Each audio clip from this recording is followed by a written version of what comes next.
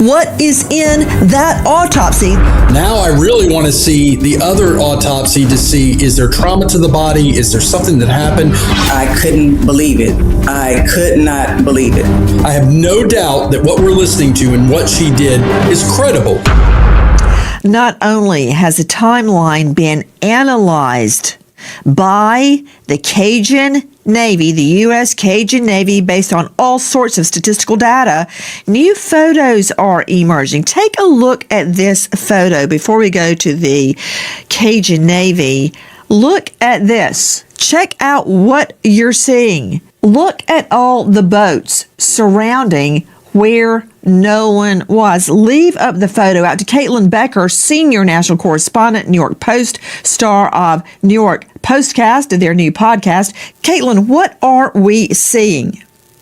Well, what we're seeing here comes from this new report from the United Cajun Navy, and you're seeing several boats strung together. This is one of the first images that we've seen of this certain configuration of boats there. They're all identified, one of which was the boat that Nolan came out there on. There's several others kind of anchored with it and tied up, which begs the question of where was Nolan when this photo was taken, because it's unclear if he's actually in it.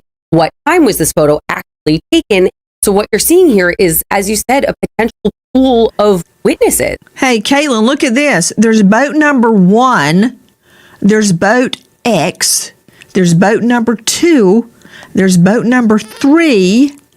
And there's a boat from which the photo is taken.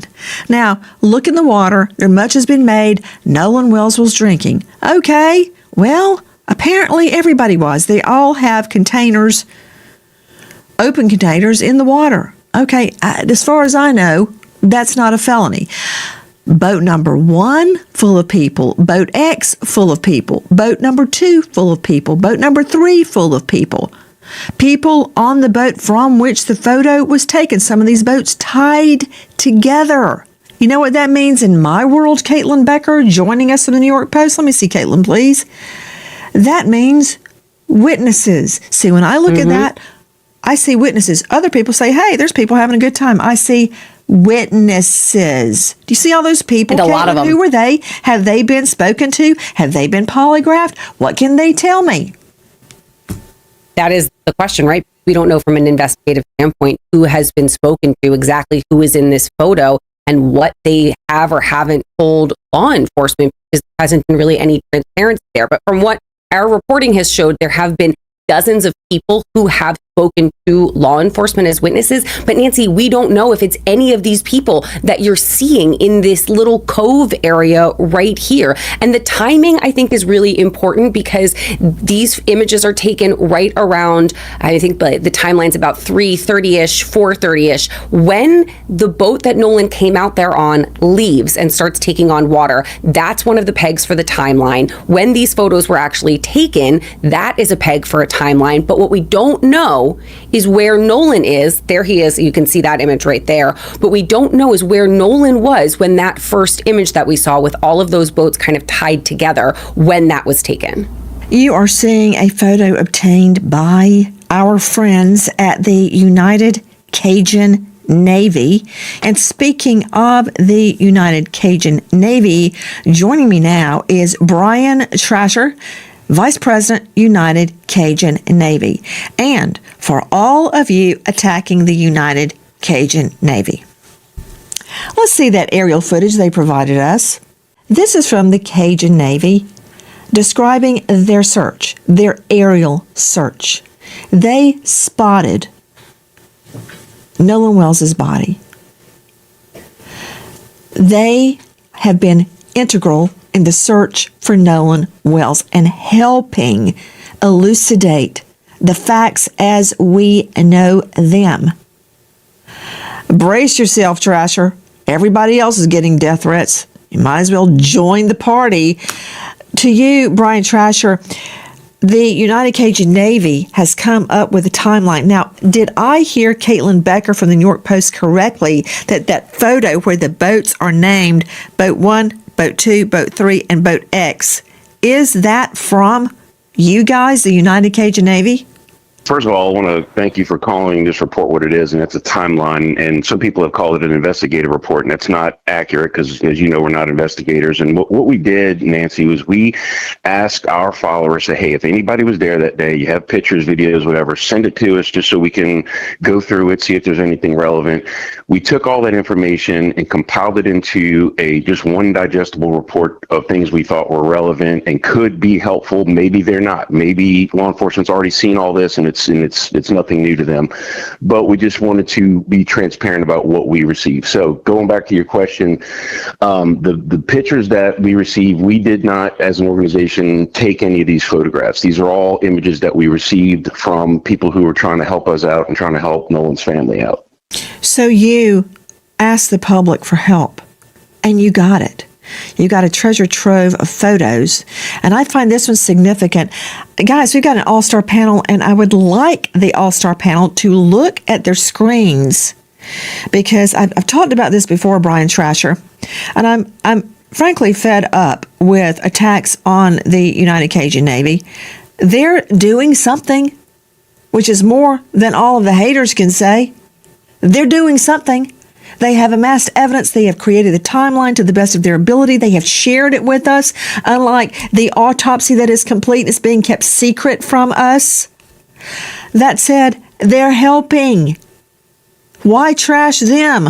That's, I'm not a shrink. I can't answer that. Let's look at this photo and determine what, if anything, we can discern.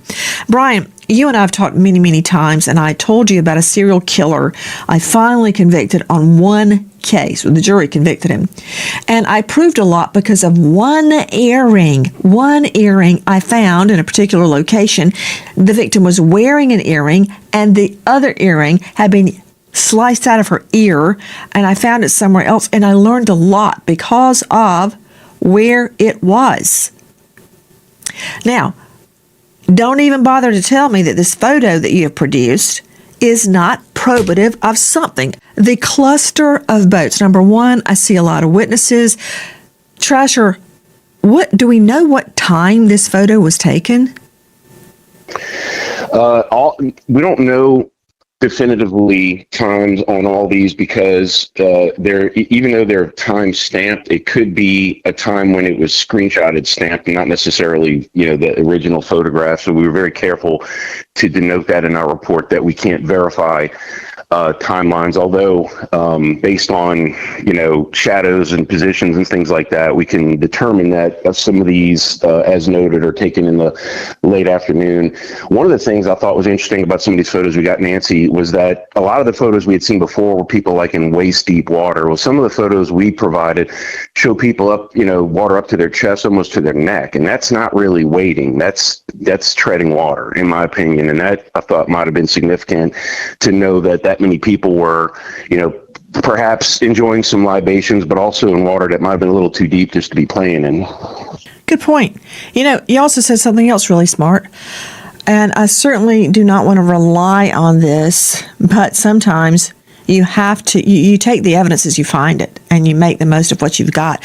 You said you could tell this was late in the afternoon because of the shadowing. I wonder if the tide could tell me anything. Because how high up the water is. But these people holding drinks, they're not treading water, Trasher. They're standing there. These people are not treading water, and the water is up to their armpits. Is that the photo you're talking about as to where you think some of them are treading water, or are there other photos? The photo at the top, you're right, it's about up to their armpit. I think there was one later in the report that showed some of the kids. This was a screenshot of a social media post, and there's 3 boats visible, one fourth boat further in the distance, but a lot of kids on one boat. I say kids, young people on one boat, some on the boat, some in the water, and some of them it looks maybe up to their armpit, but some of them, depending on their own height, it looks like it's I could see a girl holding something in her hand, and the water looks to be pretty close to her neck. So that's pretty far out. Now, we've said several times that Horn Island has a very aggressive slope, so you can be in shallow water and deep water within just a few steps, and once you get into that deep water, you're not as able to keep your feet on the ground if a current comes and pulls you, or God forbid, a riptide comes and drags you. So that's why we thought it was significant to know that they were socializing in fairly deep water. Can we go back to the main photo where the boats are numbered 1, 2, 3, X? Isn't it true, Brian Trasher, that these boats are easily identifiable by I call it a tail number, like you would a plane. Every boat has to be registered or supposed to be registered. It has a number on it, and it often has a name like Triton. One was named Mac Daddy. There were other names. They're registered, and you know who the owner is, and the owner can tell us who was on the boat that day. Is that correct? Theoretically, yeah. If you can make out the registration number or the name of the boat, if the vessel's name is registered, along with the registration number. Usually that's sometimes only on a Coast Guard document, but sometimes on a state registration you do put the vehicle, the boat name if it's asked for, or if you have one. So that is all possible. I'm told, and we're asked to compare notes with the sheriff's office, which we're doing. But I was told that there's been a lot of people that have been contacted and interviewed, and there's a lot of people who were there that day that voluntarily came forward to tell what they know, and because they might have seen their boats and pictures, said, "Oh, we might want to go ahead and call them, let them know, where we were, who was with us, and what we know." So I commend those people for coming forward, because it's not always easy. To Marie Pereira joining us in addition to the Vice President of the United Cajun Navy, who has been there from the get-go trying to help solve the case. Marie Pereira, registered nurse, which is important, but she is a criminal defense attorney and domestic violence expert. She is a violence expert certified advocate. Marie, you saw that.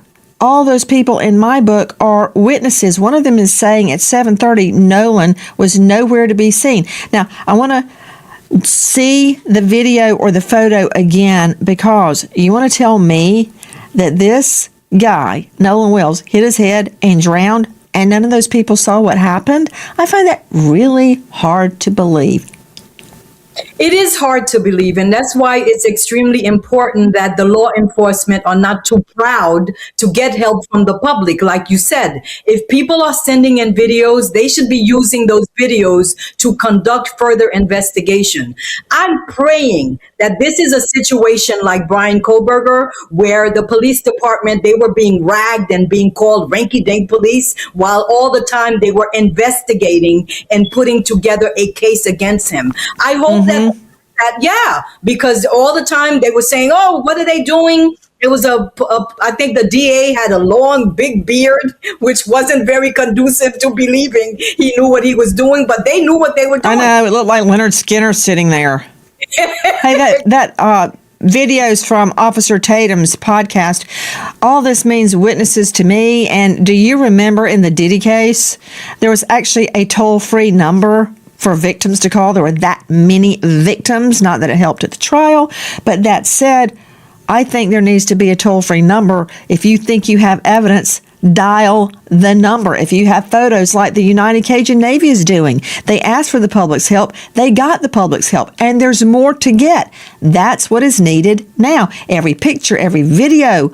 How often have cases been cracked when someone spots something in a picture they hadn't noticed before, or their memory is jogged by a photo or information they've seen online? I've pointed to this a million times. Brian Trasher, the Gabby Petito case. Her body would never have been found if it weren't for amateur sleuths. I believe their name is Red, Blue, and Methane. They were a couple out in the middle of nowhere in dispersed camping where there are no porta potties, no lights, no hookups, no anything. It's just you and the wild animals. I've camped and dispersed before. They're out there and they see a vehicle and they go, that's Gabby's Ford Transit. And they call authorities who would never have gone to this dispersed camping area, and they find her remains. That's how the case was cracked. Who knows what photo, what tip United Cajun Navy or law enforcement or the Nolan Wells team might get that might crack this case wide open. So, that said, Brian, how did you create this timeline? I find it very interesting. So, first of all, going back to your comment about internet sleuths, a lot of people consider themselves internet sleuths, but some people really are good. And there's one young lady who's helped us out on many cases, who was very helpful in this case. I haven't asked her permission yet if I could say her name, but if she gives me permission and I come back on, I'll be happy to give her credit for all the help she gave us. But basically, what we did was we took these pictures, we juxtaposed them to, like Google Earth and satellite pictures of the island to try to determine exactly where they were. We looked at the initial coordinates called out from I think from the Coast Guard or from Marine Patrol when the missing persons report first went out, and basically just try to run these pictures against each other to say, okay, this boat's here now, it's not here later, and again, just create an index. We had to use some software to help us create the index of the pictures and make sure we put it into the best timeline we could. We included social media posts that, may or may not have been definitive, but this was happening in real time. So we thought it was important to put those up there to create context. And so again, just trying to, our goal was to take what we've received, put it into a digestible format that just about anybody could understand, hopefully. And if it's helpful, great. If it's not, then I don't think, no harm, no foul, To Dave Mack, Crime Stories investigative reporter, based on this timeline, and it may be refined as the days go forward, how does it shift the timeline? Because there is a group of people fighting at 5 p.m. Who are they? The friends say they leave at 4:31. That should be able to be verified through GPS. 5 p.m. Nolan, according to them, is still at Horn Island. Is he? Because by 7:30, witness states Nolan nowhere in sight. So where was he? He wasn't floating in the water. He wasn't on the shore. If he had, hold on, Dave, to Joe Scott Morgan, if he had drowned, wouldn't he be floating in the water? Perhaps. I've seen bodies in the immediate that will go directly to the bottom, and there are those that do in fact float. So a lot of it is going to depend upon the temperature of the water. Many times, a lot of it's going to depend upon, is there anything else out there that could, let's see, how can I put this, that could in fact impede the body's ability to float to the top, like beneath a boat. And as you can see, there are a lot of boats out there. So if in fact that had occurred, you can actually have bodies that will be caught beneath other vessels. I've worked cases like that where they were looking around for someone, and they couldn't find them because the whole area was surrounded by vessels. And so there are a lot of elements that go into this, Nancy. The photo we keep showing you is on page 12 of the United Cajun Navy report. It shows 3 boats and more anchored side by side. Boat number 3, the Palm Beach, and also the Triton, we believe, which is the boat that took Nolan to Horn Island. It's also the boat that reportedly leaves, according to the occupants, without Nolan. They claim they begged him to board their vessel, but he said no. Let me understand this. According, Caitlin Becker, according to the mysterious Katie, not that mysterious because her sister has posted and we've obtained her photo, we think, she says he left with his friends. They say he stayed with her. Okay, that's a problem. Yep.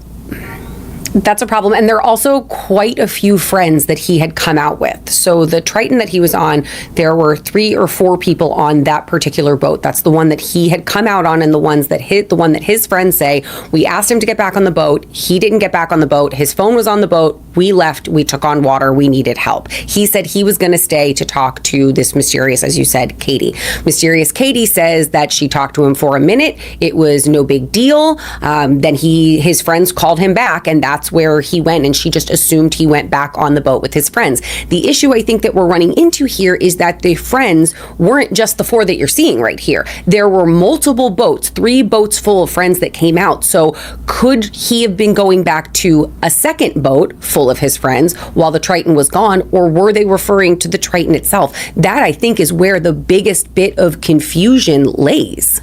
Well, here's the problem, Nancy, is I keep hearing friends, but you realize that Nolan, he went out to Horn Island on a boat. You know, Warren Hudson has talked a lot. He's been with Officer Tatum talking about, his best friend Nolan and the whole thing. But first of all, Warren did not go to Horn Island on the same boat as Nolan Wells. And we have heard over and over from parents and friends, he would, run with the one that got you there, right? So Nolan went with one boat and they expected he would return on the same boat. Yet we're now finding out that was never the plan.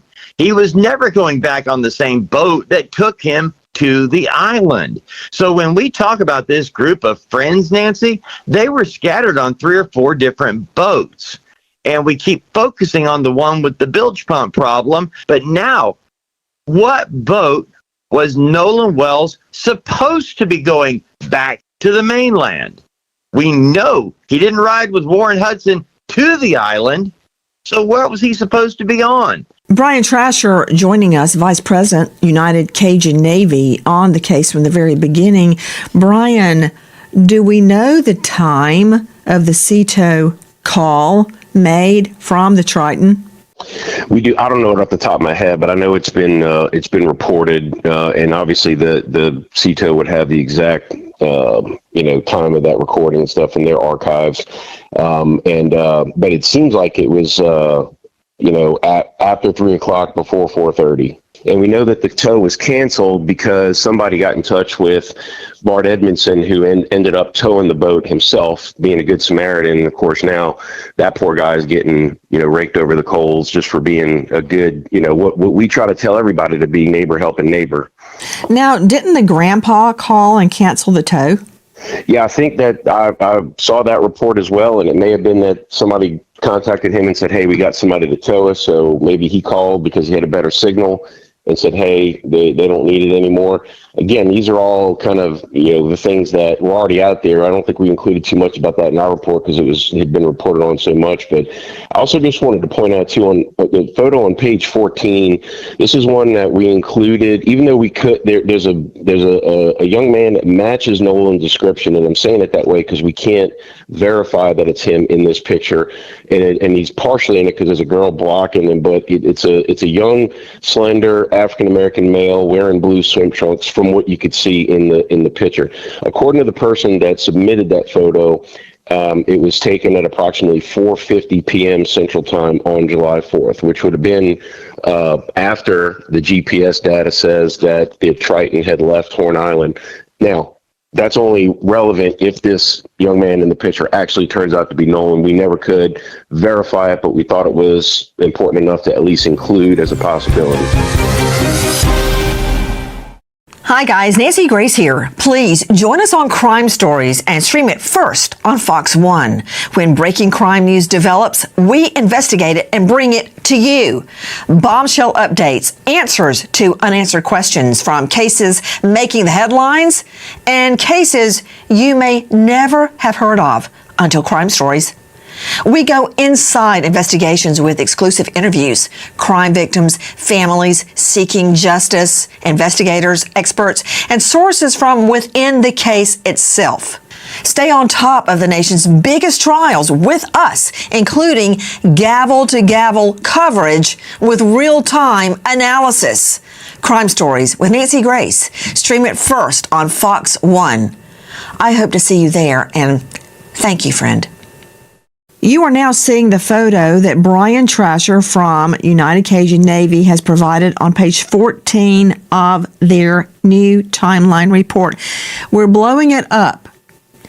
We see 1, 2, 3 at the forefront, 3 white females in bikinis, 1 white male walking along. Now, beside the woman in the bikini on the right, I see 2 people.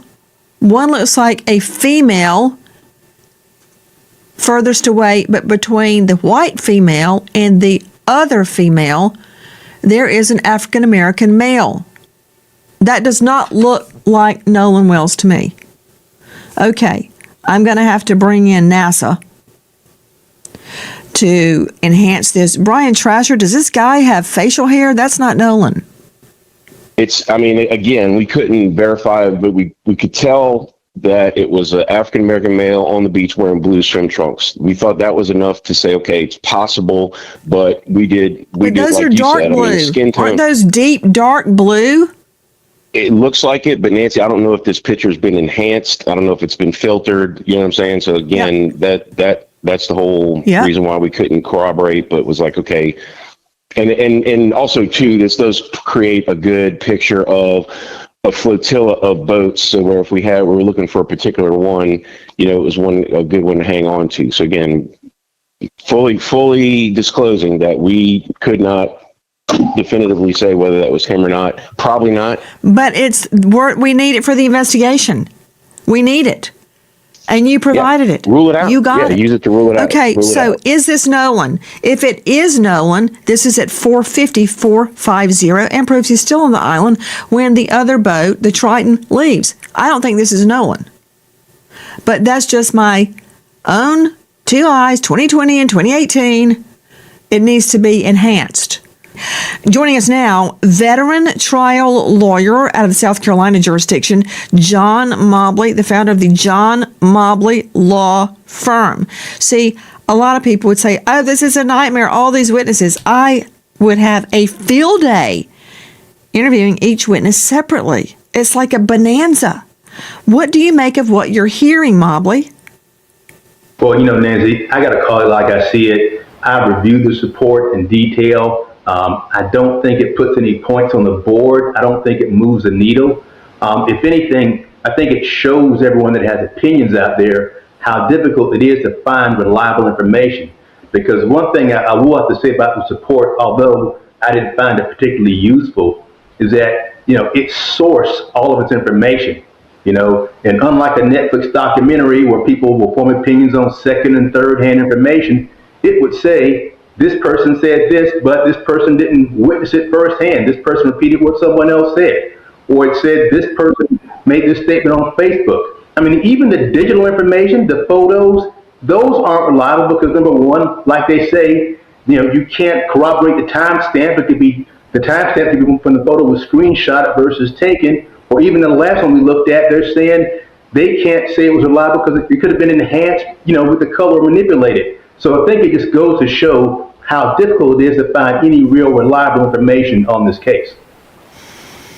Mobley, no offense, but you're wasting my time. I got 1 hour tonight, and you just wasted almost 1 minute of it. Every investigation starts somewhere. Let me just understand something. You have tried a lot of cases, right? That's what I was told. A ton. And I won most of them. Nothing like tooting your own horn. Bonk, bonk. That said, every investigation starts somewhere. Yes, I don't have the timestamp, but I can get the timestamp because I know about the photo. You start somewhere, and then you start digging, and then you find out what time it was taken. Then you find out if it was enhanced. Then you find out, is that Nolan at 4:50 and the boat has left? You enhance that audio we keep playing. You find out if they're saying, Nolan's dead, I don't know if that's real or not, but I can find out if it's real. So for you, a trial lawyer like yourself, in your own words, won most of them, Evidence is not handed to you, Mobley, on a silver platter, on top of a Christmas tree. You have to find it. You have to investigate it. And that is the point of this timeline from the Cajun Navy. They're giving us a plethora, a cornucopia of evidence for us to start with. What? Don't waste another minute. Don't do it. Down a rabbit hole. It takes you down a rabbit hole of information that may not be reliable. The best thing to do is to talk to Man, who was paying you? Because it ain't me. We don't pay guests. Rabbit hole, my rear end. Objection, my rear end. A rabbit hole? That's like you get a list of witnesses and go, yeah, I don't have their addresses. Screw it.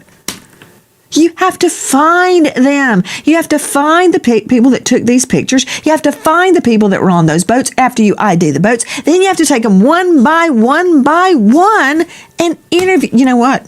I'm sending him to the corner. Let him think about what he just said. Trasher, that's a tiny taste of what you're about to get. Hey, Caitlin Becker joining us, senior national correspondent, New York Post, star of NY Postcast. That's her podcast. Caitlin, what do you make of the photos and the timeline created this far by the United Cajun Navy? Come on, it's something. We've got something. We're not getting anything from the government. We don't have the autopsy. We don't have any information. Nothing. They've gone radio silent. It's exceptionally helpful to have these things laid out in this way with coordinates and times and pulling in some of the relevant social media information while also noting that it hasn't been verified. It's giving us, I think, the most comprehensive timeline that we could possibly have. I mean, not to push back, because I feel like you push back so much on that poor man, but the rabbit hole is the internet. The rabbit hole is reading every single person's theory. This is concrete information. And when it's not concrete, it says this hasn't been verified. This is at least giving me, from an investigative standpoint as a journalist, somewhere to focus my efforts, to focus my search. The thing that stands out to me are all of the people, like you said, potential witnesses, but also how similar everyone is dressed. They're all in bathing suits, and all the boats look pretty similar to me too. So that to me indicates that someone who's saying, I saw this person on this boat, I saw that person on that boat, might not be super clear on that, because as I'm looking at this image, everybody kind of looks the same. All the boats kind of look the same, which does muddy the waters even more and makes talking to them so I've got to work with you before I put you on the stand, girl. No. You are not getting up there and saying, they all look the same to me. No. We would get the name of the boats. We would find who was out on the boat that day from its owner, and I would ask them who's on the boat. I would not rely, no offense, on your boozy eyesight from 30 yards away. Okay, no offense, Kate. Nance, neither would I. Neither would I. But there are ways to, contrary to what Mobley just blurted out, there are ways to find these witnesses and nail them down. If that photo is Nolan Wells, and it doesn't look like Nolan to me, then he's on the island at 7 p.m. Okay, now let me remind everybody that the guys on the boat, the Triton with Nolan, they're not charged with anything. They are presumed innocent. So don't be starting up the death threats and all that on them. We need them interviewed separately if they hadn't already been. Who knows what we can learn from them? Don't attack them. I want you to hear what one of them said, though, about the mysterious Katie. I didn't wake up again until a little after 11 o'clock.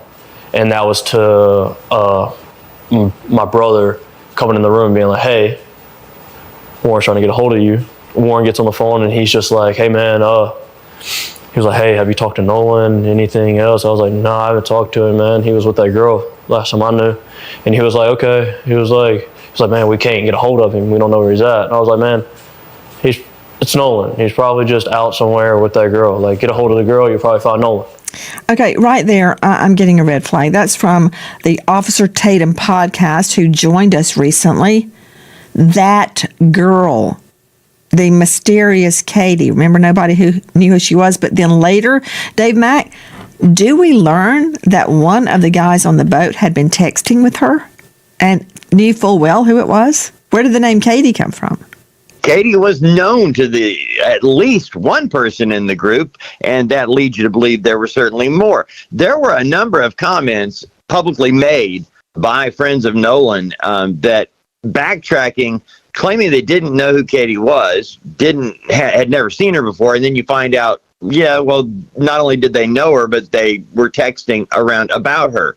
So there's a lot of missing information here, Nancy, and it's why you've said all along, why are these guys not on a polygraph? Marie? Just because we're having a lot of people coming up with a lot of different theories, I agree with Caitlin. Not every theory deserves the breath of air. It's not all true. I think it could confuse the search for justice when we're entertaining every single person who posts every single theory, even when it makes no sense. And I have to bring my friend out of probation and say that you can't, go according to every single piece of information you get. It has to make sense to warrant the investigators taking time to investigate. And the fact that they're not sharing with us, it doesn't necessarily mean that they're not doing it all. There's no law that says they have to share everything they're finding out with the public. This is all unfolding as we go to air tonight. We wait for that toxicology report. We wait for the autopsy to be revealed.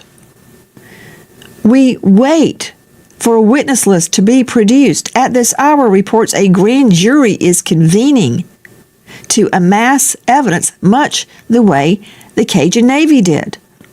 Thank you to our guests, but especially to you for being with us tonight as we search for the truth, aside from all the noise and the threats, the falsities, the enhancements, the alterations. The truth is there, and we will find it.